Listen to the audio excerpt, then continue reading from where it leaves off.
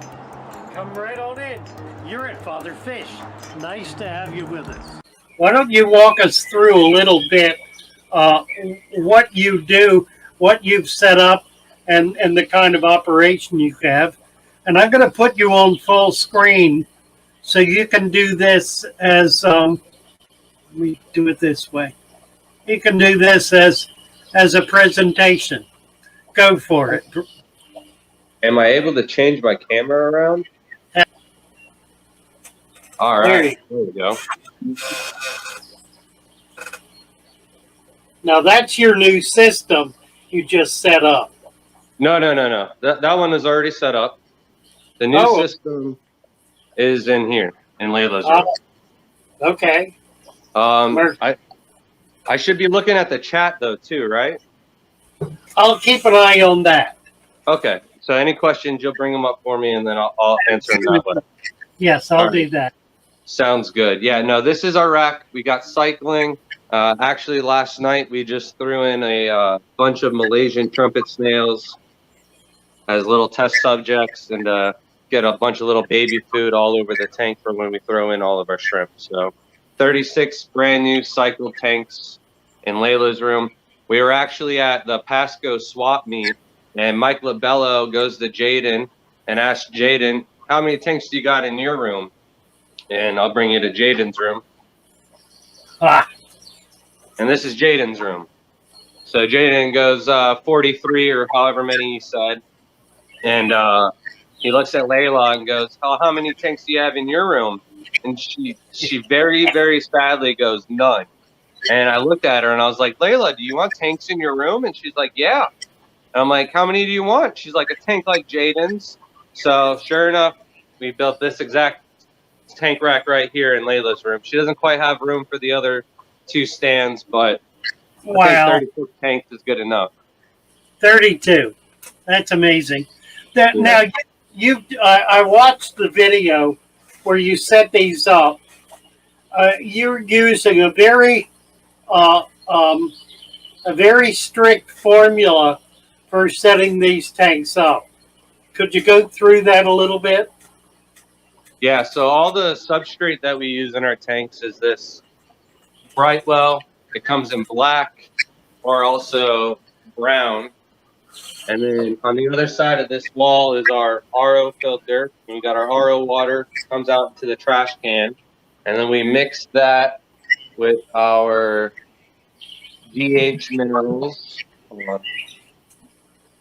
Right here, the Caridina GH Plus. And this won't add any KH to the substrate. And then we just dose it with some Florinbacter 1 and Florin Multi. And that's a fertilizer and a bacteria. And the fertilizer just kind of feeds the bacteria. And other than that, we don't add anything else to the tank.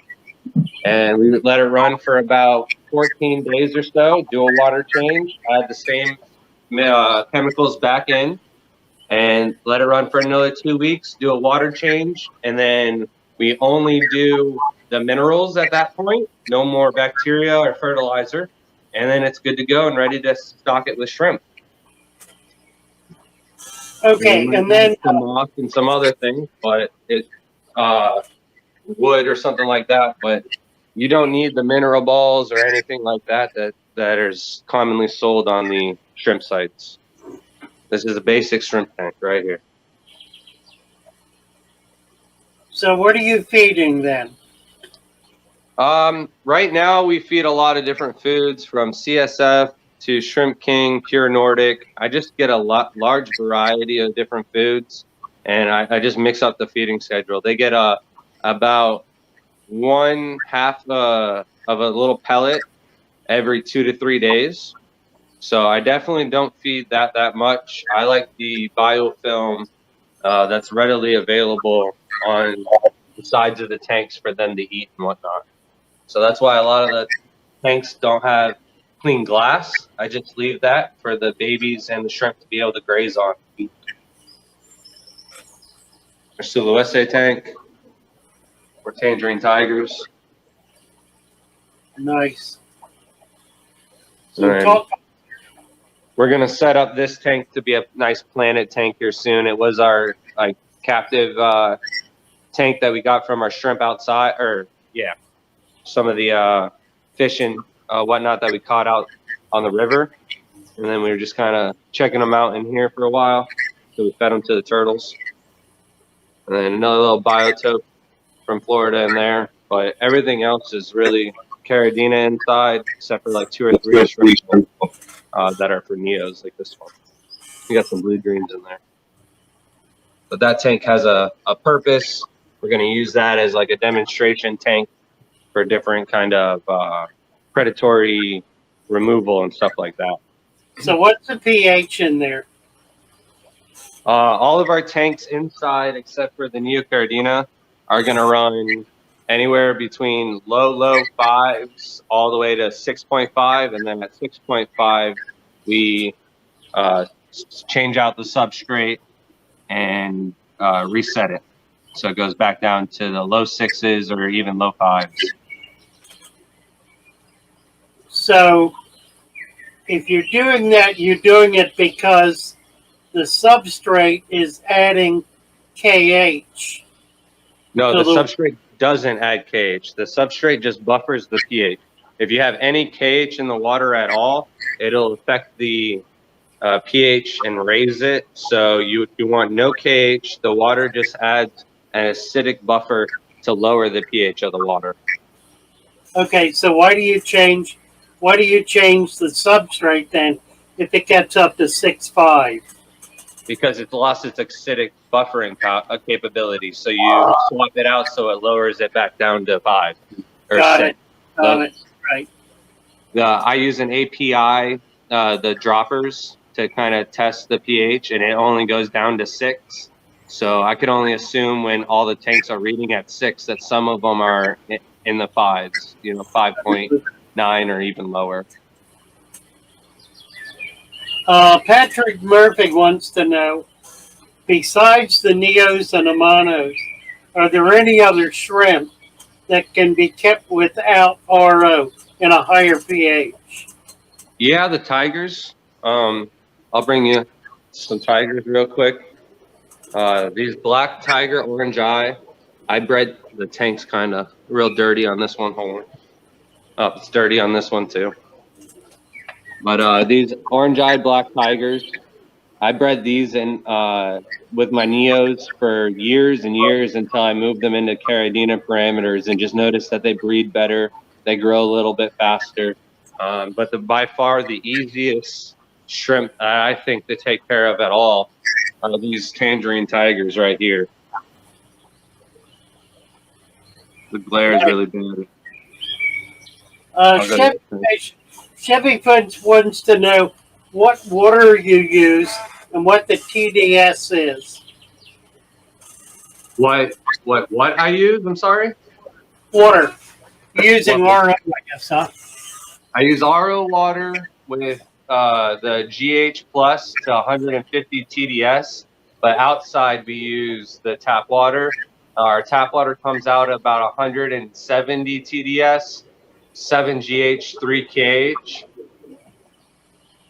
That's for the neos. But these tigers right here would survive in that. So would these red tigers.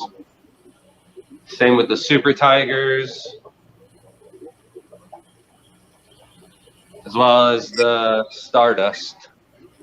There's some stardust in here. Raccoons, any kind of tiger should do well in Caridina or Neocaridina parameters, as long as they're not too hard. Some of the pHs can get as high as 8 or higher. You kind of want to avoid that for tigers.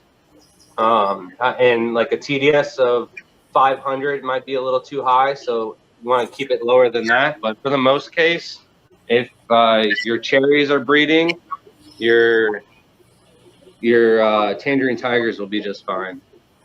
Nice piece of driftwood. Yeah. Chevy Fish wants to know how you set up your Celoese tank. All right, we'll go to the Celoese next.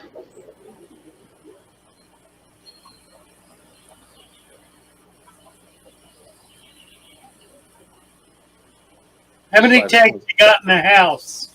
216. That's over the limit. So this is our Sulu SA tank, our main breeder.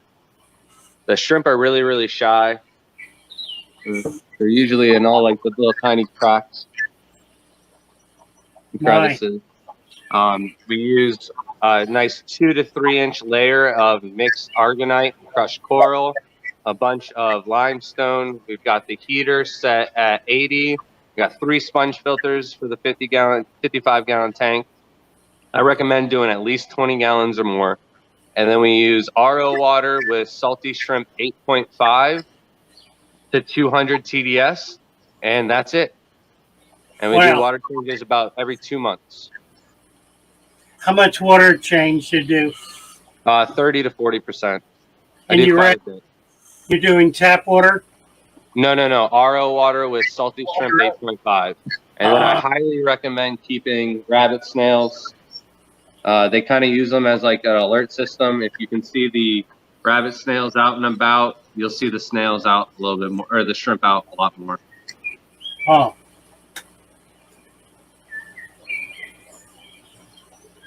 What's the temperature in there? 80. Constant, stable 80. You see, you got a heater. Yeah. Is that I under the heater out every year. those are filters? Yeah. Yeah, the sponge filters.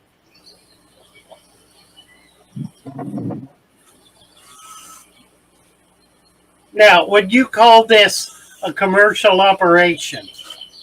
Yeah, at this point, probably. Even though I'm kind of keeping it as a hobby, but I am making a profit off of it, so I kind of have to say it is, yeah. Yeah, I think it crossed the line. Yeah. Oh, I did want to bring this up too, because one of the distinguishing characteristics of a commercial operation is the formula system for maintaining tanks and maintaining the fish. Well, I hope you found something you've never seen before. Have a great day. Nice to have you with us. Come on back.